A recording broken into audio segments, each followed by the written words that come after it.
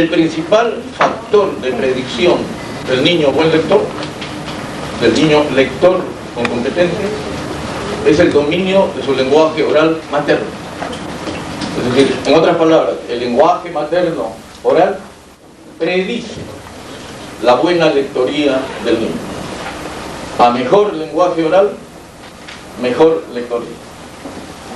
Entonces, hay una variable que es fundamental, que ustedes tienen que tener en cuenta cuando se trabaja ya operacionalmente con los niños.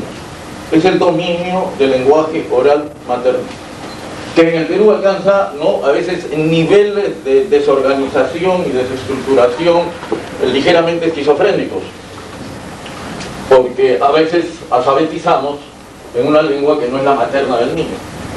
En los sectores rurales alfabetizamos a niños quechohablantes en español, directamente, sin intermediaciones, ¿no? Desaprueban el primero, desaprueban el segundo del primero, desaprueban el tercero del primero. Y eso en los sectores rurales. En los sectores que alguien llamó pitucos y yo no quiero llamarlos así, en los sectores altos de la población alfabetizan en inglés, o en francés, o en alemán, cuando el niño es un hablante peruano, peruanísimo, con padres peruanos y peruanísimas, ¿no? Entonces, como pinzas, ¿no?, por encima de la sociedad y por debajo de la sociedad, nos perturban el lenguaje oral y perturban el lenguaje escrito en el Perú tremendamente. El sistema perturba, el sistema es malo.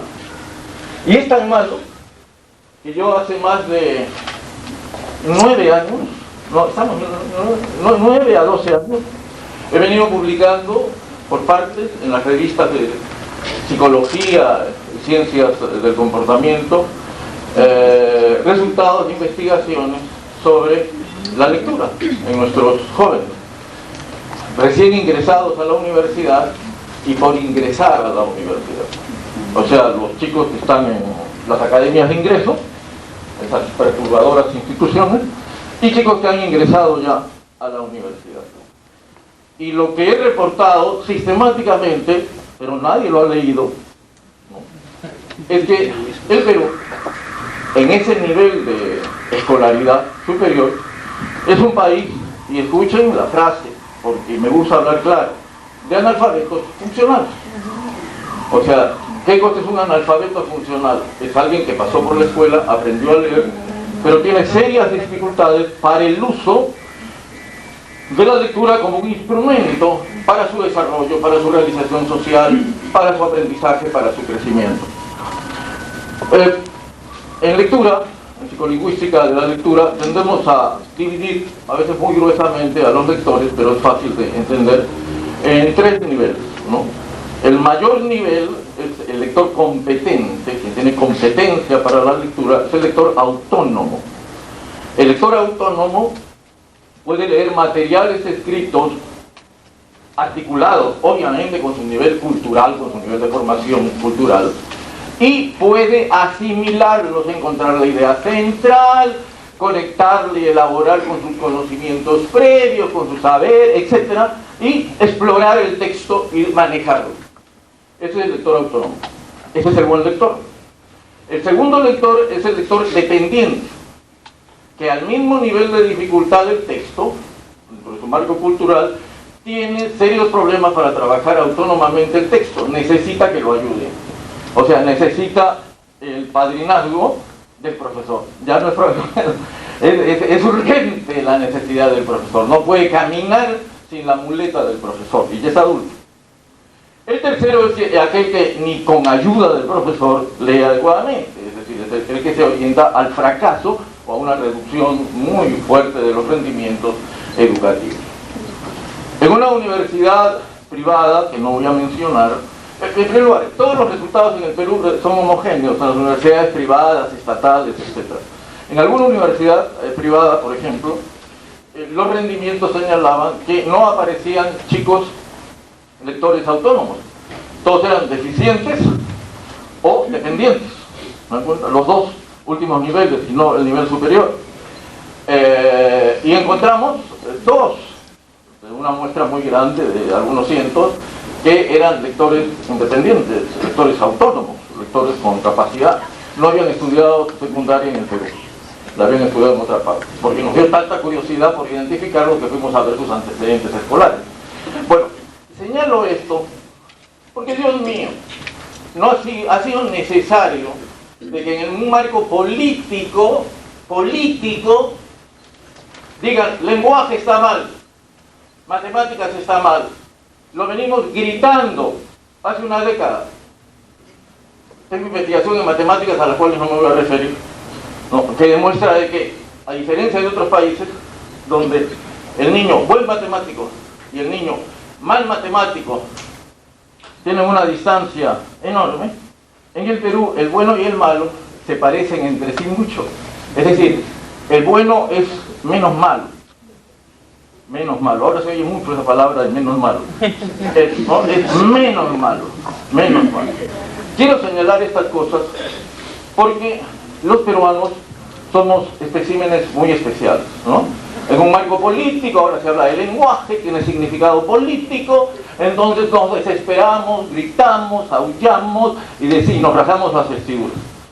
La crisis del sistema educativo peruano, y especialmente en su rendimiento, se viene señalando hace años. Esperemos pues que con las coyunturas políticas y los escándalos por los políticos esto se visualice bien.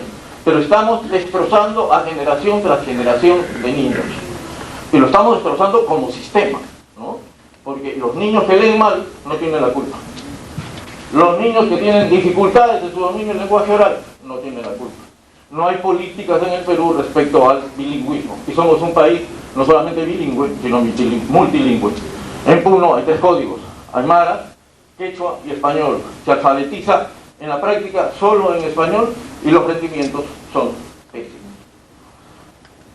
Por último, para terminar con este introito no esperado,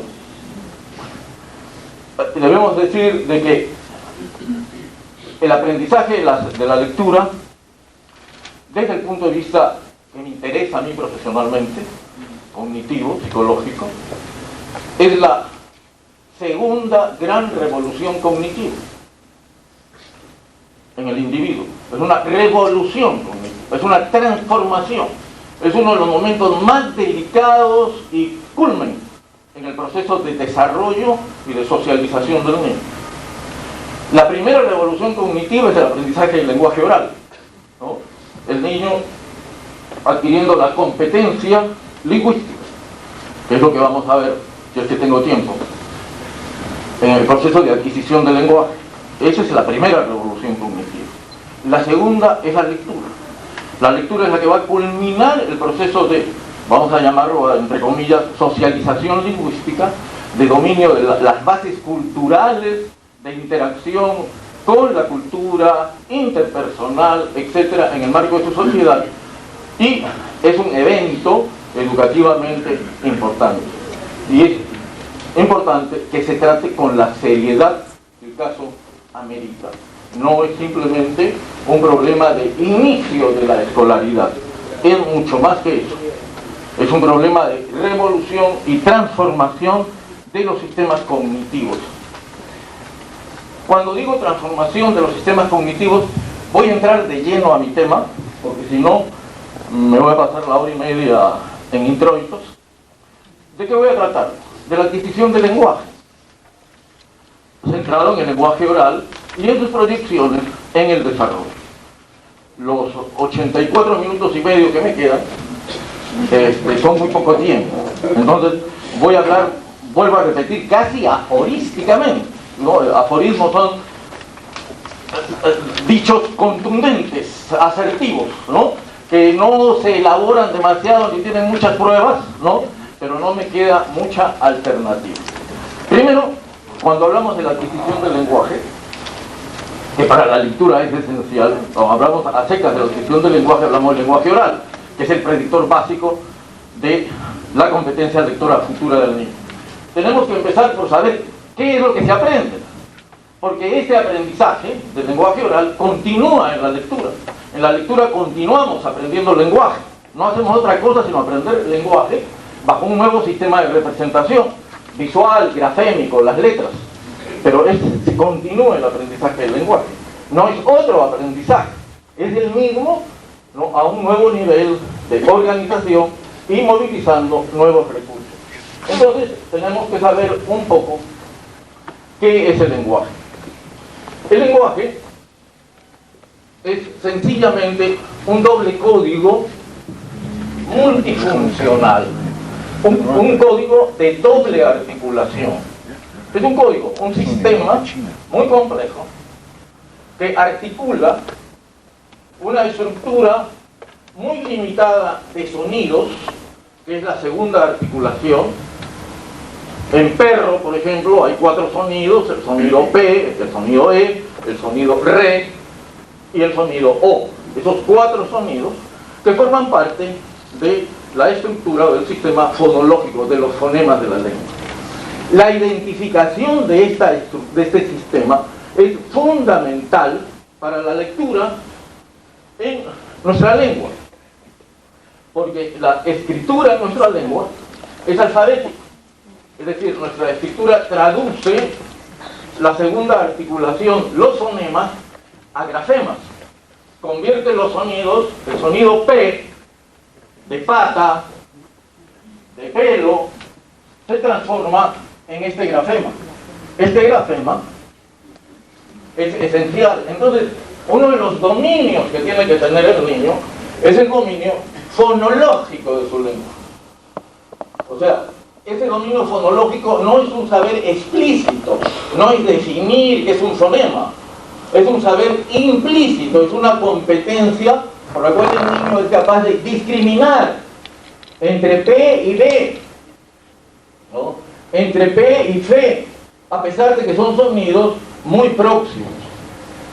Las lenguas, como el castellano, que se escriben alfabéticamente, pueden ser muy difíciles para escribir, como el francés o el inglés, donde la irregularidad en la transcripción del fonema al grafema es de una altísima cuota, una tasa muy alta, o relativamente medias con tendencias a simple, como el español, donde, si bien es cierto, no todos los sonidos se escriben de la misma manera.